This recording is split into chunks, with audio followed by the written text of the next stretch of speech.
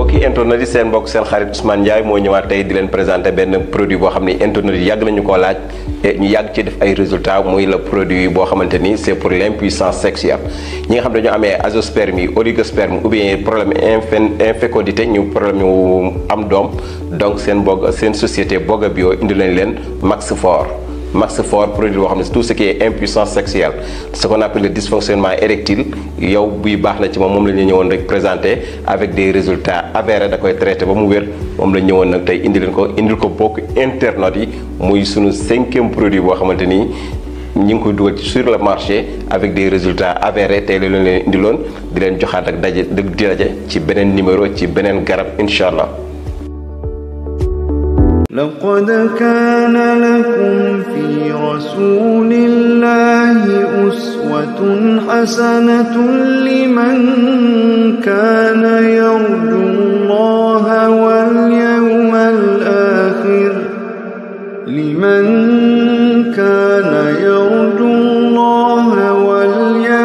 الآخر وذكر الله كثيرا. cliquer ci abonné ak ci cloche bu ndaw bi pour vidéo wuñ munti dool nga mën ko njëkk am. bul fàtte cliquer ci abonné ak ci cloche bu ndaw bi pour vidéo wuñ munti dool nga mën ko njëkk am.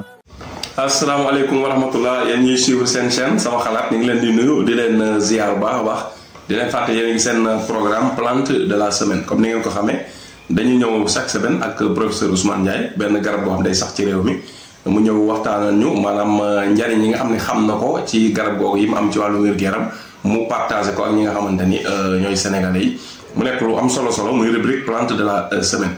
professeur Ousmane Ndiaye nag mi ngi Kër Massar koo xam ne da nga ko bëgg a dem seeti numéro moo nekk suuf écran mais nag kuy jël numéro yi mu bañ a nekk da nga koy woo pour di ko poser ay questions mais mu nekk peut-être da nga kaa soxla sur le plan personnel pour bëgg ko seeti wala yu demee noonu voilà mais mu bañ a nekk rek poser question comme yi feebar yi ñuy waxtaane parce que feebar yu ci bëri waxtaan nañ ci ba pare ku ko soxla li nga xam ne professeur waxoon na ko si ak solution yi ñu joxe woon da ngay tàpp ci YouTube turu feebar bi nga teg ci Ousmane Ndiaye wala nga teg ci maanaam sama xalaat waaw boo ci wax rek dina ñëw wala nga def ci fagaru wala yu demee noonu boo tegee rek boo recherché dina ñëw nga seetaan vidéo bi mooy gën a pratique parce que def nañ feebar yu bëree bëri def nañ ci ay vidéo def ci ay leeral expliquer feebar yi waxee ay solution voilà moo gën a après yi mu def ba pare ñu koy wante ko si laaj ay question loolu te temps bëriwut te dafa nekk koo xam dafa occupé tamit voilà parce que avec fekk moom da ngay dafa am lu mu laaj voilà loolu ñu bàyyi ko xel bu baax a baax léegi nag tey day ñëw ci garab gi nga xam ne moom mooy keng balaa ñu ñëw ci garab gi mooy keng nag professeur nga wax ñu ay njëriñam ci wàllum médecine dañoo gis foofu loo xam yor nga ko muy ñaari saal ñu bëgg nga wax ñi nga xamante ni peut-être dañoo dare doon ñu topp vidéo yi am ñoo nga xam ne déjà xam nañ saal yi pour lan la mais ñi nga xamante ni dañoo dare yi mën a xam loolu nga yor sa loxo lan la ak lan lay jëriñ. salaamaaleykum wa rahmatulah sëñ Pape maa ngi lay nuyu di leen ziar. di nuyu mbokku internet yëpp yi nga xamante ni ñu ngi si bu di leen ziar ñoom it. ci nekk vraiment sant. ni ma nga faral di waxee dañoo baaxul di bala ñu mënul di lim. mais te boo limee rek commencé yàq émission bi.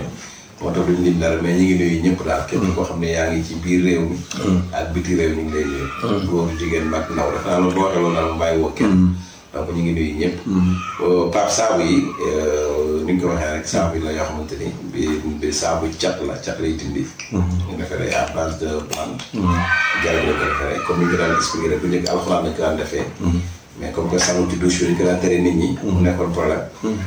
pendant des années bi ci xalaataat ko léegi def nañ ko ay sunguf ak yooyu yoo xamante ni. moom la ñu di transformé def ko saabu. donc mu nekk saabu cat. benn bi saabu cat bi nag mu ngi jaar tiimi da ngay sàngoo rek. beneen bi tamit saabu ubbeekukaay la. bu ubbeekukaay bi. moom it même prix la 10 000 lay jar. pour ubbeeku ñi nga xam ne dañu xaw nañoo tëjugul yu demee noonu. donc bu ko defee ñaari saabu yi mooy nekk 20 000 francs. donc yooyu mooy saabu yi. moom la commencé commercial. ku mu neex jël ni si benn ku mu neex boole ñaari. mais boole ñaari yee gën. waaw parce que cap moom mais ñu bari dañ ne cap bu rayul tam semmal. waaw laa dégg man sama yaay daan wax.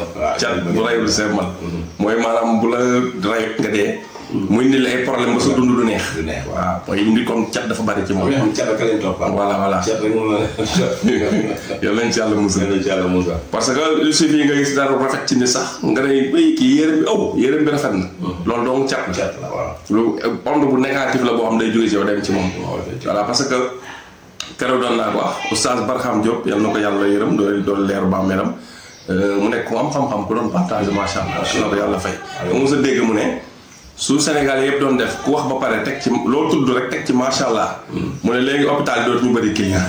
voilà te wax na dëgg. mais nag malheureusement ñii koy def am na ñoo xam lu ñu tudd dañuy wax macha allah.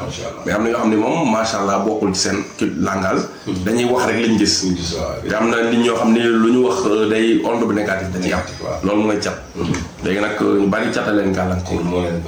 ñenn ñi tam seen cat bi leen gàllankoor ñoo ko créé. parce que ci ay ngénte leen toppe wala ci ay ceet ñoo def lu rëy ñëpp coow ko ca topp leen voilà li sa mbabal wax ne kuy def boo génnee ñu ne manga boo ci boolee boo génnee nan maa ngi boo ma doo gudd waaw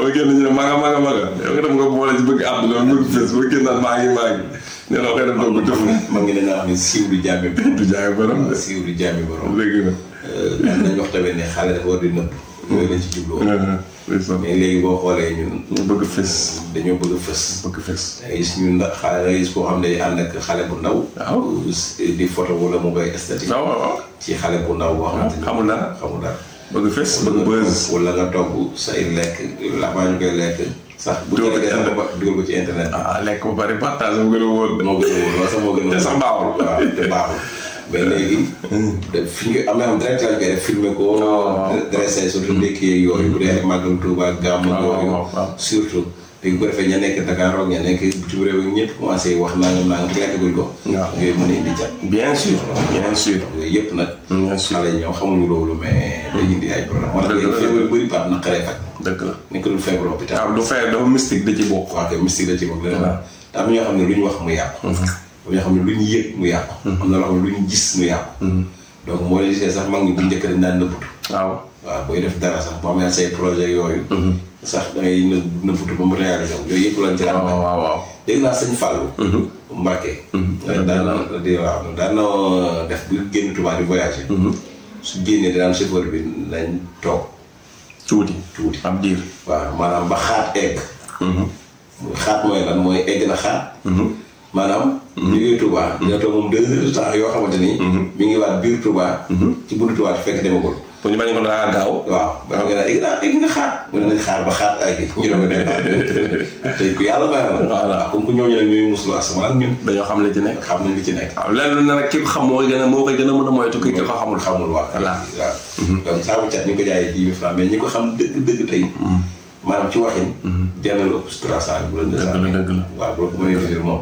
jënd la ëpp loolu dëgg la donc cat dafa garaaw sëriñ ñi ngay wax ne si cat da leen di jàpp léegi nga ab sëriñ buy wax lu baax di wax jékki-jékki rek dañuy jox ko micro moo ko tojaange boo xam ni am day bay tëj seen gémmiñ loolu cat la am na sëriñ ñoo xam ne bu ñu toogee ci mboolee bala ñoo wax di nga dañ naan tekk noonu dañuy tari seen affaire de waaw dañuy tari ay affaire yu bëree waaw parce que tam yooyu daf lay musal après ci waxee yi nit ñi war a wax yàlla di si musal dañuy def seen i léemaay tari seen ay saar yoo xam ne pour muslu ci cat la ak yu demee noonu pour yàlla dimbali leen loolu dafa am solo trop voilà xam naa ñu ngi guddal ci du jëm ci wàllu cat bi mais c'est très important tamit moom war nañ ci def sax waxtaan voilà cat insha allah ubbeeku xam naa saabu yi prétexte lay nekk rek mais loolu tam lu amal solo nit ñi la waaw cat ñu xam maanaam mooy lan jeexital yi mën a def ak gàllankoor yi muy indi nit ñi ak niñ ko mën a moytoo comme ci leen jëm ci saabu wala ci ay ñaan wala ci ay yu demee noonu ay léemaay voilà ci ubbeeku tamit yoo xam ni ay yu nit ñi war a mën a def la yu jëm ci ay gàncax wala yu jëm ci ay affaire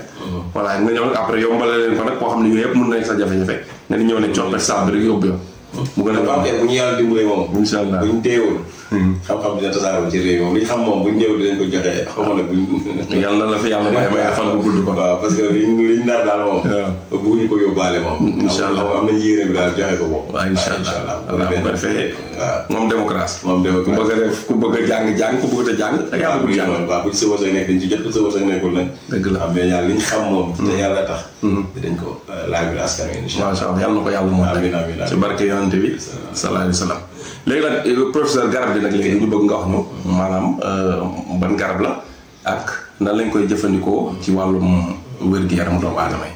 waaw kenn Pape garab la bu bëri njëriñ. boo xam ne mag ñi xam nañ ko. surtout góor ñi. parce que am na ñoo xam ne ñoom benn rek lañ ci xam mooy que ni ñu bëri xam nañ ni moom garabu carton la ci wàllu ngóora baax na ci. waaw keng. waaw moom kon ngóora keng gi ñuy wax keng ngoow la. waaw keng mi boo wuytuwul keng moom. dafa baax ci garab parce que am na beneen garab sax xam naa buy bii di ñëw muy inkeleng aussi. donc ay garab la yoo xamante ni moom dafa baax ci wàllu ngóora. keng moom. waaw keng moom foo ko dégg. boo ñi ko xam boo nee keng rek seen xel dem na ci. ngóora keng. waaw am na ci nag ñoo xam ni. loolu rek lañ xam ni lay yaakaar ni moom la mën a faj. fekk li mën a faj bari na. waaw dañ ci ñëw ndànk-ndànk. kon muy nekk garab boo xamante ni boo amee reen bi. wala xob yi. tamit baax na. donc lu mel ni xob yi baax na ci lu mel ni sibru. paludisme. lu mel ni jaare biir bi daw. dina ci traité. lu mel ni céphalée bopp boo xamante ni day metti. moom it baax na ci. ñi nga xamante ni dañu amee ay maux de rein. rein yoo xamante ni day metti. loolu la yu demee noonu moom it baax na ci. ñi nga xamante ni ginnaaw dañuy metti dañuy am courbature. nga xamante ni dañu mën na leen sax def loo xam ne dañuy xaw a sëgg ak yu demee noonu. moom it boo amee xobu keng bi baax na ci. maa ngi ci xob yi ba léegi. bu fekkente ni ko amee estomac la. bu amee xob yi tamit baax na ci. su fekkee ko amee li ñuy wax cécité crépusculaire maanaam bu timisee. gis-gisam lu neex. moo xam mag la wala xale.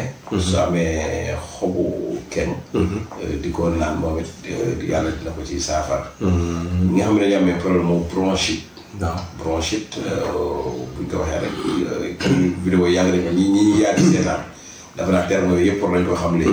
bronchite buñ ko waxee mooy li nga xamante ne ci dënn bi la nekk. feebar fàtte. fàtte yeeg yu demee noonu. waaw ci bronchite lay nekk. te raqu asma daal. waaw yu demee noonu. loolu laa wax tudd raqu asma. waaw asma bu ndaw la. waaw donc mi ngi noonu ko waaw yooyu moom it xob yi keng baax na ci.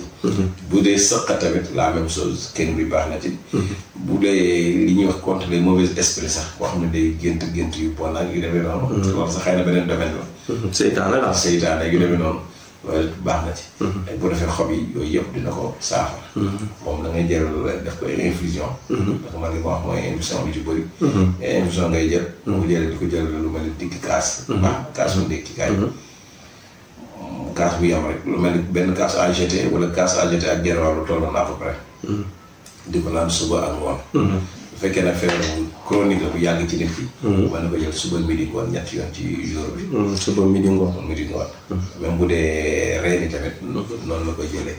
bu dee reeni na moom bu dee koo xamante ni ci wàllu ngóora la. moom mën na koy jël suba. midi ngoon. mën na ci jël kaas bu baax a baax. donc bu fekkente ni ci wàllu reeni la pap moom it mën na faj lu bari bari. bokk na ci li ñuy waxte ni muy comme ni ma ko waxee woon ci wàllu ngóora. asthénie sexuelle. nga xamante ni pour affaire bi jóg. du yomb. donc bu koy jël yàlla mën na ko ci saafara. donc yooyu ñoo gën Viagra yeeg yu demee nii parce que c'est naturel. ñi amee hépatite aussi hépatite B. ñi amee reen bi. tamit xool ko di ko naan. baax na ci. ren bi ma fàttali bu nit ki bu ko neexee mu xool ko su ko neexee mu baxal ko. bu ci def baax na. mais bala mu koy xool rek dafa raxas ba mu set. dafa di ko naan. ñi amee drépanocytose. waaw aussi buñ ko amee. di ko xool di ko naan baax na ci. drépano waaw. ñi nga xam ne dañu amee règle douloureuse. waaw bu ñuy gis règle. muy metti. wala bu ñuy gis wala seen règle du normal. maanaam day ñëw di am retard. waaw aussi. suñuy jël keng bi reen bi pour utiliser mooy baax na ci bu fekkee ñi nga xam ne dañu am tànk yuy néew yi maanaam suufu tànk yi te néew yi moom it bu ñu am reen keng xool ko di ko naan baax na ci bu fekkee ñi nga xam ne dañu amee ay éruption cutanée maanaam ay lu ñuy wax picc yaram ak yu demee noonu yooyu tamit bu ñu amee reen bi di ko naan mais jël sunguf bi tamit sungufu reen bi di ko ci def tamit ci picc yi bu fekkee ci biti la nekk loolu it baax na ci donc koy keng naan yooyu moom dina ko saafara d'accord loolu macha allah. te compliqué wul quoi ni ñu koy jëlee. non ni ñu leen di jëlee. te jafewul tam yaakaar naa gars yi njaaykatu kii yi. jaay moom am nañ ko.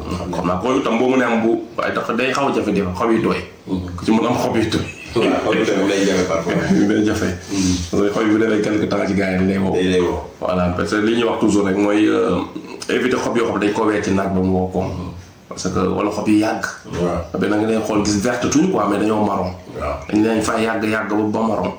yooyu léeg-léeg comme mun ngaa wax ni nit ki dem baxal ko du gis résultat fekk xob ya li tax li joxe résultat nekkatul ci xob yi. xob ya boo carton yi ñoo yem. waaw keroog sax Pape. am na loo xamante ni sax keroog dama gis koo xamante ni. dafa jënd benn ñaari takki garab xob. mais mu koy dindi nii quoi. xam nga exemple ni ma la mën a expliquer. koy tàqal. waaw mu koy tàqal. mais bu ñu koy tàqal ni ba ci biir. dama gis mu ñuul ci biir. dafa nëb maanaam. non waaw yi féete biir. waaye yi féete biir. keroog wax naa sax tamit sama yoon nekk ci xam nga. dañ ko takkoon mu tooy. mu tooy xam naa. léegi mu nëb ci biir. ci biir bu ñu koy tàqalee fekk maa ngi toog xaw ma ko sax. mais mu am yu nëb ci biir ba pare bant bi ñuul ba pare mu am yu mel ni ay larve yu weex. ci biir bu commencé dindi ma ne ko soxna si daaw la ma ne ko léegi lan la man kii dama koy baxal man dañ ma baax na ci xam nga ma ne ko xaaral ma ne ko lii nga dindi baax na li ci kaw ni waaye lii sànni ko. baax na loolu man ko wax xoolal li ni mel mu ne ah waaw wax nga dëgg de xool daal di xool doo koy di moom doon leen jëf rewaat. ma ne ko nii la demee nag ma ne ko loolu lii boo ko naan dana lay sax indi feebar bi du la. waaw daanaka dafa nëb ci biir te mën na indi ay. waaw tey nii bu ci xamul xamu si dara day dem jënd rek day sax. waaw mais bu ñu woon bu wax baxal ko doon sax la gën a garaaw. garaaw waaw. bu nekkoon dafa taayal ba du ko tekki. waaw kay waaw. takk bi day def rek takk bi normal la. léegi nag mooy tax takk ba moo tooyoon. waaw si noonu lay demee. woowul si biir. waaw humidité bi ñu taqaale ci digg takk bi. mooy nëbal foofu. humidité bi la nga xam nga Pape tubaab bi lii tax ñu raw ñu quoi. waaw. tey am na loo xamante ne tey waroon nañu mën a xam ne ñu former nit ñi. xam nga état leen di dimbali. wala bonne volonté yi dimbali leen ba ñu réglementariser casque yeeg rek jaaykat garab yi ba nga xamante ni wala kuy jox nit ki lekk daal mu xaw a am benn minimum bi. waaw mais xam nga fi laisser aller bi moom Sénégal également. laisser aller bi bari quoi. xam nga dëkk bu ñu bu normaliser quoi. fii amoo doo am possibilité ñëw teg sa mbaar ci mbedd di jaay ay xob ak ay reen. il faut dañ koy def ñoo xam ne ay boutique lay am yu spécialisé ñi koy jaay ñu def ci formation am ci ay licence wala autorisation. mu leer ni kii di jaay xob yi dafa xam maîtriser garab. maîtriser na ko xob bu mu gis xam na ban garab la. ban garab la ba pare da koy conditionné. conditionnement dina ko weer fi mu ko war a weer conditionné takk ko ni mu ko war a takk wala paqueté ko ci ay sachet. sachet yoo xam ne papier lay nekk wala dara. nga xam ne ay Espagne gis naa fa boutique boo xam ni boutique buy jaay ay plante la. plante yii nii nga wax ni. boutique boo xam ne genre pharmacie traditionnelle la quoi. xam nga am na fay benn bareetul ndax pharmacie yi voilà mais am na fay benn boo xamante ni ay huile essentielle ak ay xob ak ay bant lay jaay. mais boo ko duggee boo bàyyiwul xel bu baax teg nga da ngay defe ne ab pharmacie normale la mais après boo seetloo di nga gis ni garab yi ay xob ak ay reer la pharmacie mais lépp dañ koo def ci ay emballage. lépp sunguf yi dañ ko def ci ay emballage xob yi dañ ko def ci ay emballage lu ci nekk ay huile essentielle bouteilles yi lépp normal lañ ko emballé def ci étiquette def ci prix comprendre nga daal dina étiquette bi nag ñu bind si comme ban garab la li muy faj nan lañ koy jëlee yëpp loolu lañ waroon di def. loolu moo ñu manqué. xaw ma nag kañ la moom xam naa du si 2024 bi moom. du 2024 ah yéen a ci war a taxaw. léegi métier bu ne ña ci nekk ñoo ko war a defar.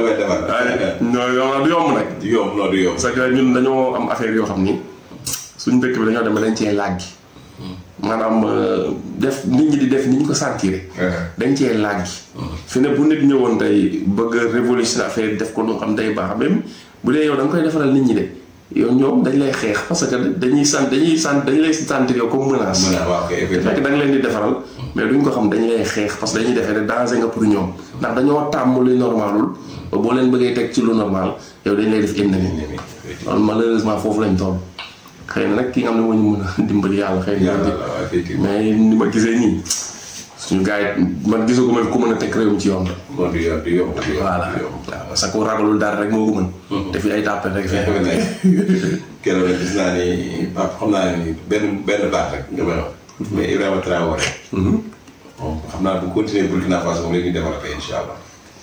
jiitu mel noonu la ko ñor a am.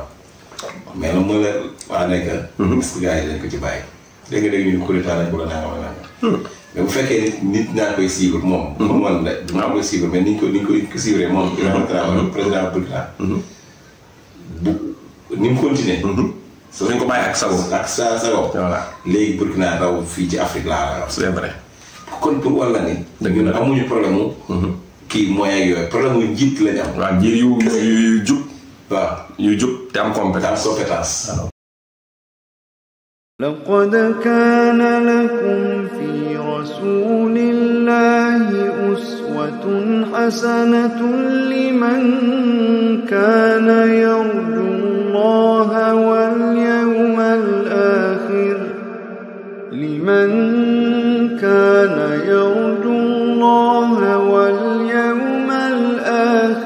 وذكر الله كثيرا وقرن في بيوتكن ولا تبرجن تبرج